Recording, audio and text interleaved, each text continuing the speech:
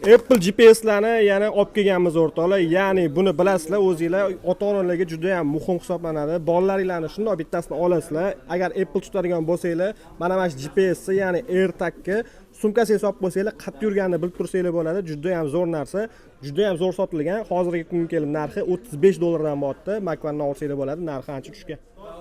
Ko'zga juda ham kam ko'rinadi, lekin yaxshi sotiladigan modellarimizdan AirPods Tour bo'ladi. Bunda shum подавление yo'q, lekin narxi juda ham tushgan. Xo'p, AirPods Tour'larimizning narxi bugungi kunga kelib $120 dan bo'lib ketdi. Yangi ochilmagan originallari mana shuncha bor.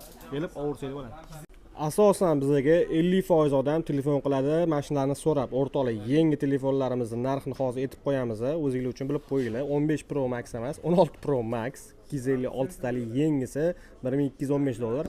Endi 16 Pro ni 128 talik yengisi $1050 ga olib ketaversanglar bo'ladi. Makvanda bor shunaqalari. Narx-navosini bilib qo'ydinglar.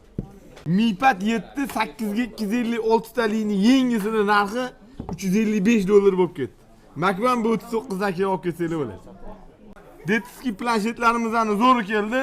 850 mingga 390 ming qilib beryapmiz. Makvan bu 39 dan keyin olib ketsanglar bo'ladi. Garantiyalari ham bor. iPhone 14 Pro 128 talik 80 yonks batareyasi, korobka dokumenti ham bor, holati yomon emas. $520 ga beraveramiz. Makvan bu 39 dan keyin olib ketsanglar bo'ladi. iPhone 13 Pro Max 256 talik, korobka dokumenti ham bor, batareyasi 79 yonks. Holati yaxshi, yomon emas. Biz buni $540 ga beraveramiz.